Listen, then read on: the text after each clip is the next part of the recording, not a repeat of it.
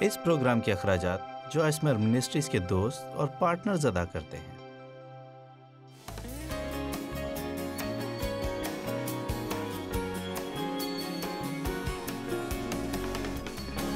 جانتے ہیں کہ ہر دن بہت شاندار دن نہیں ہوتا، اچھے دن ہوتے ہیں اور پھر ایسے دن بھی ہوتے ہیں جو بہت اچھے نہیں ہوتے، لیکن بعض دفعہ اچھے دن برے دنوں میں چھپے ہوئے ہوتے ہیں، ہمیں صرف ان کا احساس نہیں ہوتا۔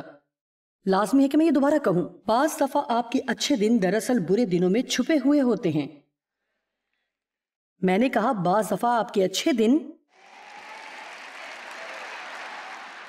دراصل برے دنوں میں چھپے ہوتے ہیں۔ اب ہم پیدائش 9 باب اور 11ویں آیت سے شروع کرتے ہیں۔ میں اس عہد کو تمہارے ساتھ قائم رکھوں گا کہ سب جاندار طوفان کے پانی سے پھر ہلاک نہ ہوں گے اور نہ کبھی زمین کو تباہ یا برباد کرنے کے لیے پھر طوفان آئے گا۔ اس کا یہ مطلب نہیں کہ پھر طوفان نہیں آئیں گے، بلکہ اس طرح کا طوفان نہیں آئے گا جو کہ پوری دنیا کو تباہ کرے۔ خدا نوح سے بات کر رہا ہے اور خدا نے کہا کہ جو عہد میں اپنے اور تمہارے درمیان اور سب جانداروں کے درمیان جو تمہارے ساتھ ہیں پشت در پشت ہمیشہ کے لیے کرتا ہوں، اس کا نشان یہ ہے کہ میں اپنی کمان یعنی قوس قزح کو بادل میں رکھتا ہوں۔ وہ میرے اور زمین کے درمیان عہد کا نشان ہوگی۔ خدا کی تابعداری کرتے ہوئے یقیناً نوح بہت سی چیزوں میں سے گزرا تھا، اور خدا کی تابعداری ہمیشہ آپ کے لیے حوصلہ افزائی اور دوسروں کی تالیاں نہیں لاتی۔ بہت دفعہ ایسا ہوتا ہے کہ جب آپ خدا کی تابعداری کرنے کی کوشش کرتے ہیں تو کوئی ایسا جسے آپ پیار کرتے ہیں اور اس کی حمایت چاہتے ہیں وہی آپ کے خلاف ہو جاتا ہے۔ ایسا کیوں ہے کہ جب آپ وہ کوشش کرتے ہیں جو درست ہے تو ابلیس ہمیشہ کوشش کرتا ہے کہ کوئی ایسا شخص مہیا کرے جو آپ کے خلاف ہو سکے، کیونکہ بائبل دراصل ہم سے یہ وعدہ کرتی ہے کہ ہم راست بازی کی وجہ سے ستائے جائیں گے۔ جی ہاں، مجھے یقین ہے کہ کسی کو اس قوس قزح کی ضرورت نہ تھی۔ آئے تھوڑا تیزی سے پیدائش 12 باب سے آگے چلتے ہیں، ہمیں بہت زیادہ ابواب کی طرف نہیں جانا پڑے گا، اور ہم یہاں ایک اور آدمی کو دیکھتے ہیں جس کے ساتھ خدا عہد باندھنے کو ہے۔ اس کا نام ابراہیم ہے۔ 17واں باب۔ اوہو، دیکھتے ہیں آپ کیا چاہتے ہیں کہ میں کہاں سے شروع کروں۔ 9ویں آیت۔ پھر خدا نے ابراہیم سے کہا کہ تو میرے عہد کو ماننا۔ اب وہ نوح کے ساتھ باندھے گئے عہد کو قوس قزح سے قائم کرتا ہے۔ اب وہ ابراہیم کے ساتھ جو کہ 24 سال تابع دار رہا اور اچھائی کا انتظار کرتے ہوئے تمام برے حالات سے گزرا، عہد باندھنے کو تیار تھا۔ اب یہ عہد کا وقت تھا۔ کچھ نہ کچھ ایسا ضرور ہوتا ہے جسے عہد کو باندھا یا قائم کیا جائے۔ پھر خدا نے ابراہیم سے کہا کہ تو میرے عہد کو ماننا اور تیرے بعد تیری نسل پشت در پشت اسے مانے، اور میرا عہد جو میرے اور تیرے درمیان اور تیرے بعد تیری نسل کے درمیان جسے تم مانو گے سو یہ ہے، تم میں سے ہر ایک فرزند نرینہ کا ختنہ کیا جائے۔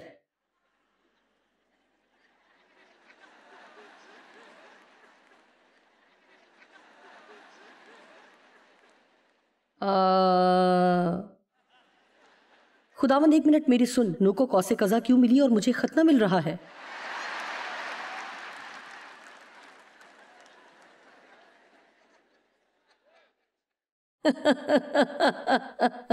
جب خدا آپ کے کسی دوست کو چنتا ہے یا کسی ایسے شخص کو جسے آپ جانتے ہیں یا جس کے بارے میں آپ سوچتے ہیں کہ وہ اتنا روحانی نہیں، تو آپ کو کیسا لگتا ہے؟ کون سا نشان ان میں سے برا ہے؟ لیکن یہ ایک اور تعلیم ہے۔ کوئی ایسا جس کے بارے میں آپ سوچتے ہیں کہ آپ کی طرح اتنا روحانی نہیں اور انہیں کشتی بنانے کے بعد قوس قزح ملتی ہے، اور یہاں آپ جنگ میں سے جھگڑتے اور مشکل وقت سے گزر رہے ہیں، اور یہاں تک اپنا گھر اور اپنا سب کچھ چھوڑ دیا ہے، اور آپ کو نشان ختنے کا ملتا ہے۔ میری زندگی میں بہت سے ایسے مواقع تھے جب میں قوس قزح چاہتی تھی اور مجھے ختنہ ملا۔ ختنے کا نشان جس کا مطلب ہے جسم کا کاٹ کر الگ کیا جانا، واقعی اس کا یہ مطلب ہے۔ اور آخر کار خداوند کو یہ کہنا پڑتا ہے، میں چاہتا ہوں کہ تو پورے دل اور ایسے دل سے میری خدمت کرے جس کا ختنہ ہوا ہو، اور نہ صرف ابراہیم اور اس کے خاندان کے مردوں کا ختنہ ہوا بلکہ اس کی سرزمین میں جتنے بھی مرد تھے سب کا ختنہ کیا گیا۔ میرے خیال میں ابراہیم کوئی بہت مشہور شخص نہیں تھا،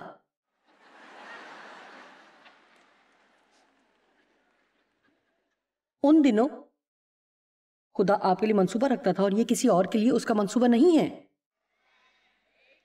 جو کچھ آپ چاہتے ہیں اور جب چاہتے، اگر آپ کو وہ نہیں ملتا، پھر خدا آپ سے چاہتا ہے کہ یہ کریں، خوشی سے خداوند کی عبادت کرو. زبور 100. ایک خاتون جو میرے لیے کام کرتی تھی، وہ بہت ہی دلکش عورت تھی. اس کی ابھی شادی نہیں ہوئی تھی، اس نے کبھی کسی سے کوئی تعلق بھی نہیں رکھا تھا، اور ہم نے اس بارے میں اس سے بات کی. یہ اس کے لیے بہت مشکل تھا.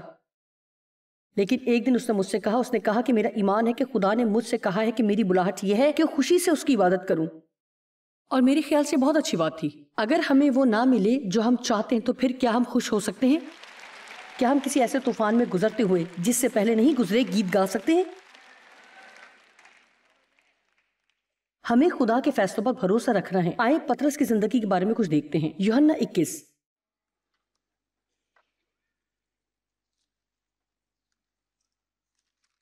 یہ وہ حوالہ جات ہیں جنہوں نے میری بہت مدد کی جب میں ایسی بہت سی چیزوں میں سے گزر رہی تھی جن کو میں بالکل نہیں سمجھتی تھی. ایسی چیزیں جن کو حاصل کرنے میں بہت دیر لگی. دوسرے لوگوں کو برکت پاتے دیکھ کر ان کے لیے خوش ہونے کی کوشش کرتی. یوحنا 21:14. یسوع مردوں میں سے جی اٹھنے کے بعد یہ تیسری بار شاگردوں پر ظاہر ہوا، یعنی تیسری بار انہیں نظر آیا. اور جب کھانا کھا چکے تو یسوع نے شمعون پطرس سے کہا، اے شمعون یوحنا کے بیٹے، کیا تو ان سے زیادہ مجھ سے محبت رکھتا ہے؟ یعنی روحانی طور پر وقف ہو کر سمجھ بوجھ سے محبت رکھتا ہے. 3 دفعہ اس نے ایک ہی سوال کیا، پطرس کیا تو مجھ سے محبت رکھتا ہے؟ اور ہر دفعہ جب پطرس نے کہا ہاں خداوند میں محبت رکھتا ہوں، اس نے کہا تو پھر میری بھیڑیں چرا،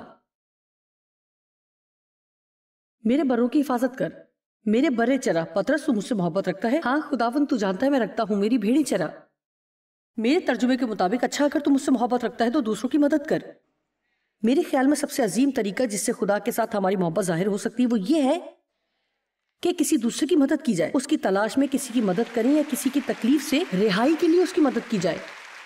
اور پھر جانتے ہیں میں اکثر اس بارے میں نہیں سکھاتی کیونکہ دیانتداری کی بات ہے کہ آپ کو خدا کے ساتھ گہرائی میں چلنے کے لیے تیار ہونا پڑے گا اس سے پہلے کہ آپ اگلے حوالے ہضم کر سکیں. اس طرح 3 دفعہ یہ پوچھنے کے بعد کیا تو مجھ سے محبت رکھتا ہے؟ پھر 18ویں آیت میں اس نے کہا، میں تجھ سے سچ کہتا ہوں کہ جب تو جوان تھا تو آپ ہی اپنی کمر باندھتا تھا، یعنی تو خود ہی اپنا بیلٹ باندھتا تھا اور جہاں چاہتا تھا پھرتا تھا.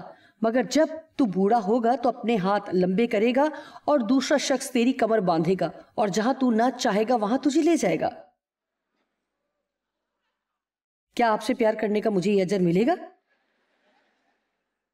دیکھیں جب آپ تھوڑے کم پختہ مسیحی تھے، مسیح میں بچے تھے، تو آپ جدھر چاہتے وہاں جاتے اور جو چاہتے وہ کرتے تھے، اور میں نے اس میں برکت دی. لیکن اب تم زیادہ پختہ ہو گئے ہو. پطرس اب سب تمہاری مرضی سے نہیں ہوگا. اب میں تجھے اپنے جلال کے لیے استعمال کرنا چاہتا ہوں.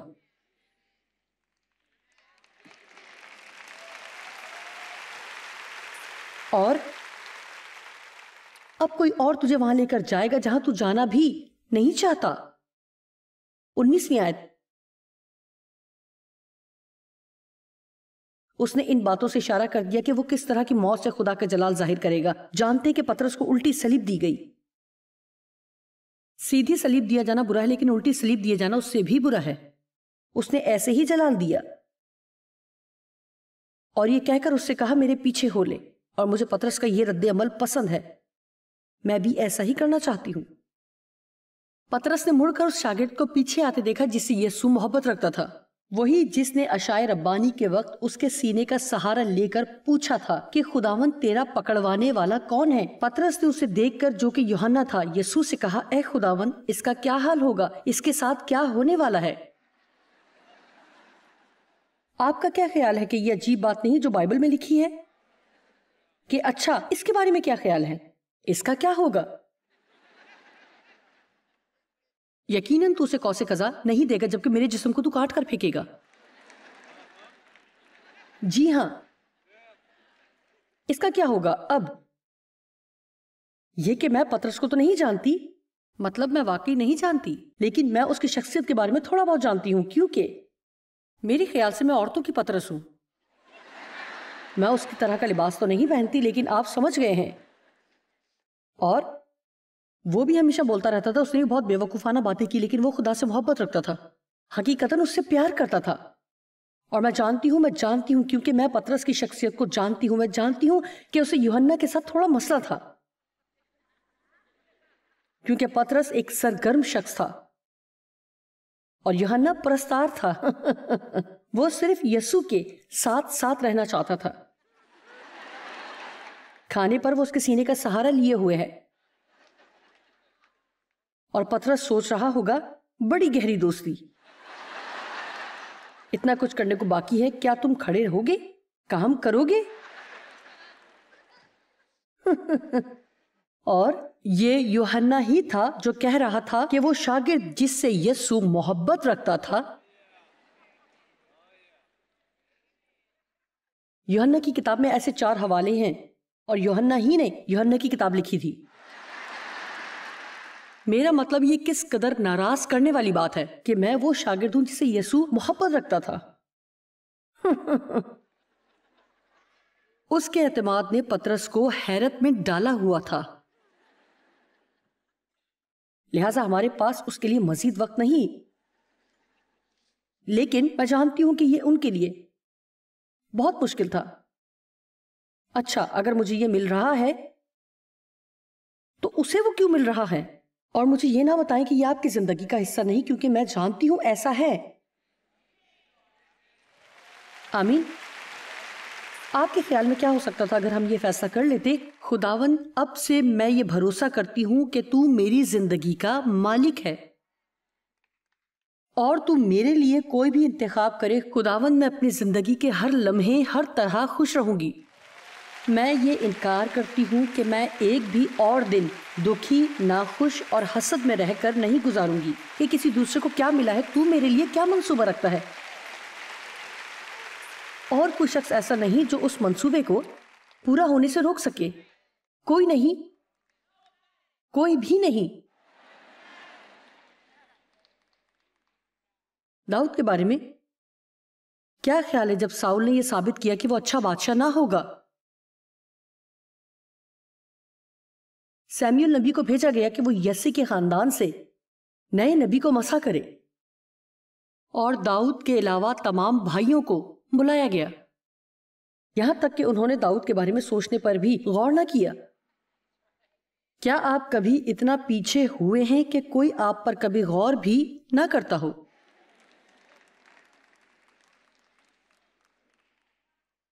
وہ باہر بھیڑوں کو چرا رہا تھا، خدا کے ساتھ زبردست رشتہ قائم کر رہا تھا، پرستار ہوتے ہوئے زبور لکھ رہا تھا۔ خدا کے علاوہ کسی نے بھی داؤد پر غور کرنے کو بہتر نہ سمجھا، اور خدا جانتا تھا کہ وہ کہاں تھا، اور یہ بھی کہ آپ کہاں ہیں۔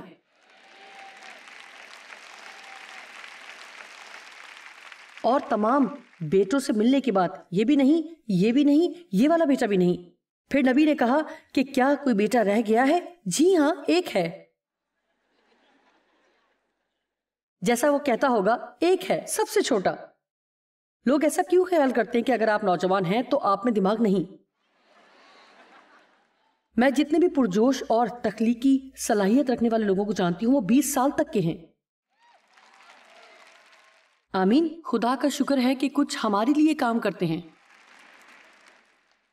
آپ کو یہ جو کچھ بھی ٹی وی پر نظر آ رہا ہے وہی ہیں جو یہ کرتے ہیں۔ میں تو ایسی ہی ہوں۔ آپ میں سے کتنے اس قدر بوڑھے ہو چکے ہیں کہ اس ٹیکنالوجی سے ان کے سر میں درد ہوتا ہے؟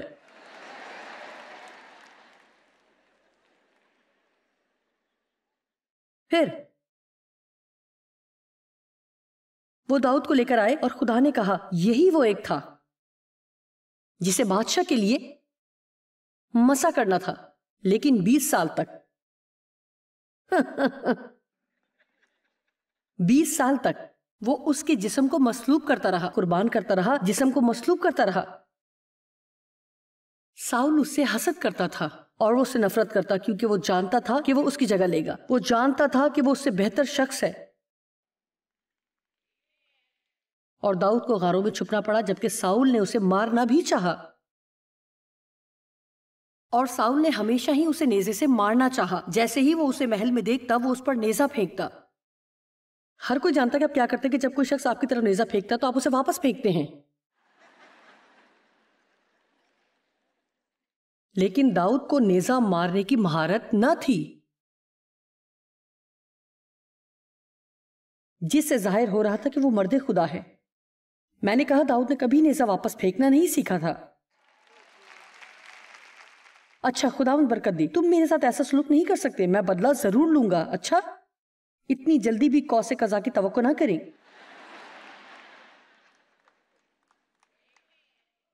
اوہ، یہ اچھا ہے کہ اس میں جیبیں ہیں. بعض دفعہ جیبیں اچھی لگتی ہیں. چھوڑیں، کیا آپ میرے ساتھ ہی ہیں؟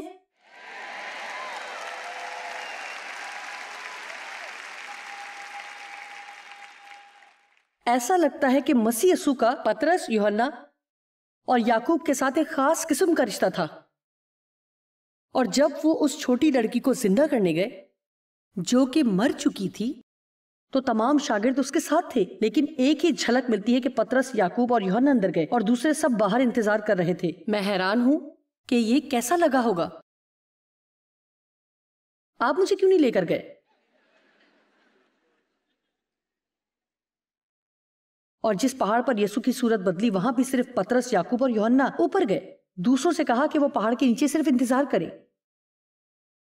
اب میں یہ حیران ہو رہی ہوں کہ جب پطرس، یعقوب اور یوحنا آئے تو انہوں نے کیا کہا؟ اوہ، تم سب کو ادھر ضرور ہونا چاہیے تھا. اوہ، تم سب کو ادھر ضرور ہونا چاہیے تھا. میں بتاتی ہوں کہ جب اس نے اسے مردوں سے زندہ کیا، واو، آپ کو ادھر ہونا چاہیے تھا. بہت برا ہوا کہ آپ سب نہیں تھے اور دل میں سوچ رہے تھے، لیکن میں تو تھا.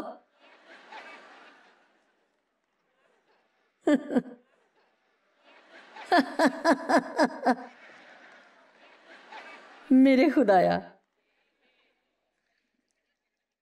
میں نہیں جانتی. جانتے ہیں کہ پطرس کی بائبل میں 2 کتابیں ہیں، یعقوب کی 1 اور یوحنا کی 4. وہ سب سے آگے ہے. پہلا یوحنا، دوسرا یوحنا، تیسرا یوحنا. میرا مطلب جہاں بھی جائیں یوحنا آگے نکل جاتا ہے.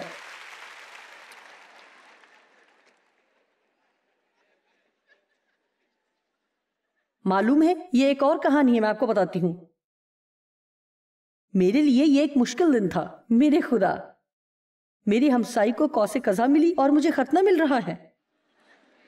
شروع میں جب میں نے ایمان کے بارے میں سیکھا تو جن چیزوں کے لیے میں ایمان کا راستہ استعمال کر رہی تھی اس کے ساتھ میں نے کام کیا کہ اسی چیزوں کے لیے استعمال کیا جو کہ میری آخری ضرورت تھی. مجھے روحانی بلوغت اور پختگی کی ضرورت تھی. مجھے یہ بھی چاہیے تھا، مجھے وہ بھی چاہیے تھا. اور لہٰذا ایک چیز جو میں چاہتی تھی اور جس کے لیے میں خدا پر ایمان رکھ رہی تھی وہ تھا فر کوٹ. یہ بہت بے وقوفانہ تھا. مجھے بتاتے ہوئے بہت شرمندگی محسوس ہو رہی ہے. میں نہیں جانتی. اس وقت ہر کسی کے پاس فر کوٹ ہوتے تھے لیکن میرے پاس نہیں تھا. جو میں نے پسند کیا تھا مجھے وہ چاہیے تھا. میرا مطلب ہے کہ دینا ہے تو میں نیولے کے رنگ کا گھنے فر والا لمبا سا کوٹ چاہتی تھی. اور ایک دن میری ہمسائی جس سے میں بہت محبت رکھتی تھی، آپ میں سے بھی بہت ایسے ہی ہیں، آپ میرا مطلب سمجھ رہے ہیں ٹھیک ہے،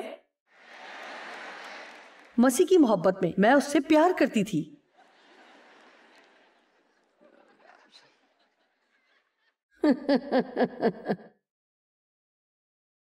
وہ بہت سے ایسے کام کر سکتی تھی جو میں نہیں کر سکتی تھی. وہ بہت سے ساز بھی بجاتی تھی. وہ بہت سے فنون اور دستکاری جانتی تھی. وہ ہر طرح کا کام کرتی تھی. اس کا باغ بھی تھا. وہ اپنے خاندان کے کپڑے بھی بناتی تھی اور میں تو ایک بٹن بھی ٹھیک طرح سے نہیں لگا سکتی تھی. جانتے ہیں ایسے لوگوں سے پیار کرنا مشکل ہوتا ہے جو ایسا بہت کچھ کرتے ہیں جو آپ نہیں کر سکتے. یہ اس وقت تک مشکل ہے جب تک ہم پختہ نہیں ہو جاتے اور سمجھ نہیں جاتے کہ خدا ہر ایک کے لیے منصوبہ رکھتا ہے. لہٰذا ایک دن گھنٹی بجی اور اس کے ہاتھ میں ایک ڈبہ تھا. وہ ایسے تھی، تم یقین نہیں کرو گی کہ خدا نے مجھے کیا دیا ہے. جی، میں نہیں جانتی تھی کہ ڈبے میں کیا ہے اور میں پہلے ہی خوش نہ تھی. جانتے ہیں مجھے کیسا لگا ہوگا؟ میں نے کہا جی اندر آ جائیں. اور اس نے ڈھکن کھولا تو اس میں میرا فر کوٹ تھا. اور مجھے یاد ہے کہ میں یہ سوچ رہی تھی کہ یہ غلط گھر میں پہنچا دیا گیا ہے. خدا یہ کیسے اسے دے سکتا ہے؟ اور میں نے سوچا کہ خدا یہ اس کو کیسے دے سکتا ہے کیونکہ وہ میری طرح اتنی زیادہ روحانی بھی نہیں ہے. میں روزہ رکھتی ہوں، دعا کرتی ہوں، یہاں تک کہ میں سالگرہ کے پیسوں پر بھی دہیے کی دیتی ہوں.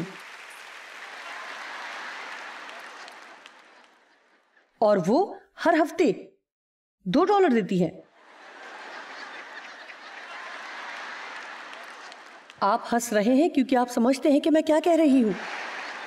پتہ نہیں خدا نے اسے یہ کیوں دے دیا، لیکن واقعی میرے اندر یہ جنگ جاری تھی. کیا یہ تھوڑا مشکل نہیں کہ جب کوئی ایسا شخص آپ کے سامنے اور آپ ایماندار ہونے کی کوشش میں ہو اور آپ اندر سے ایسے کہہ رہے ہوں کہ میرے خدایا سے میرے گھر سے بھیج کسی طرح. میں ایسی تھی، خدا کی تعریف ہو، یسو، یہ زبردست بات ہے. آمین. اور میں آپ کو بتاتی ہوں کہ جب وہ چلی گئی تو میرے اندر سے غصہ اور حسد نکلنے لگا. اب اس میں ایک سبق ہے. میرا خیال تھا کہ مجھے فر کوٹ کی ضرورت تھی، جبکہ خدا چاہتا تھا کہ مجھے روحانی بلوغت کی ضرورت ہے. اور خدا نے اب ایک شخص کا انتظام کیا تاکہ وہ کوٹ لے کر آئے جو کہ میں پورے دل سے نہیں چاہتی تھی کہ میرے پاس ہو. میرے خیال سے میرے کسی بچے کو دینا چاہیے تھا، وہ دے سکتا تھا، لیکن نہیں. جی ہاں، مجھے لگتا ہے کہ کچھ ایسے لوگ ہیں جو میری بات کو ٹھیک طرح سے سمجھ رہے ہیں. یہ ایسے تھا، او خدایا یہ اسے نہ کہنے دینا. وہ مجھ سے یہ نہ پوچھے کہ میں اس کی شادی میں برائٹ میڈ بنوں، میں نہیں کر سکتی.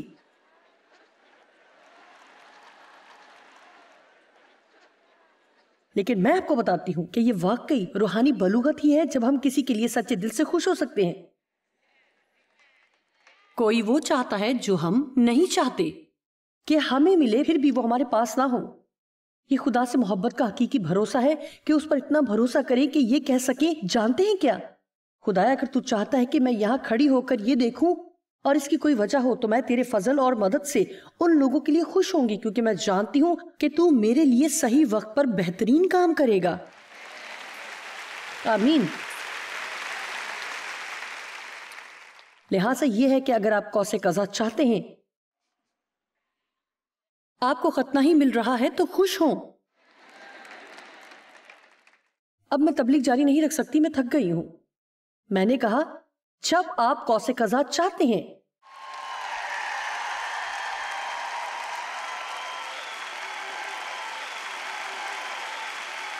تو ایک بات میں آپ کو بتاؤں کہ خدا آپ کی سوچ سے بھی زیادہ آپ سے پیار کرتا ہے، اور آپ تکلیف میں بھی اس پر بھروسہ کر سکتے ہیں. میں نے کہا کہ آپ مشکل میں بھی ایمان رکھ سکتے ہیں. آمین. میرے خیال میں ایسا نہیں ہے کہ داؤد جن حالات سے گزرا ان میں بھی تکلیف نہیں تھی، اور نہ ایسا ہے کہ ابراہیم جن چیزوں سے گزرا ان میں تکلیف نہیں تھی. مجھے یقین ہے کہ یوسف بھی دکھ میں سے گزرا، لیکن یہ تمام ان میں سے نکل بھی آئے اور خدا کے عظیم مرد اور خواتین بنے جنہوں نے اس کی بادشاہت میں کام کیا. آمین. میں آپ کو صرف یہ یاد دلانا چاہتی ہوں کہ خدا آپ سے بہت پیار کرتا ہے، آپ کی زندگی کے لیے منصوبہ رکھتا ہے. اس پر سوچیں، خدا آپ کے لیے کبھی بھی غلط خیالات نہیں رکھتا. اور یہ یاد رکھیں، حالانکہ خدا ہمیں وہ نہیں دیتا جو ہم چاہتے ہیں یا جب ہم چاہتے ہیں. ضروری نہیں کہ دیر کا مطلب انکار ہی ہو. خدا آپ کی طرف ہے اور آپ کے لیے ایک اچھا منصوبہ رکھتا ہے.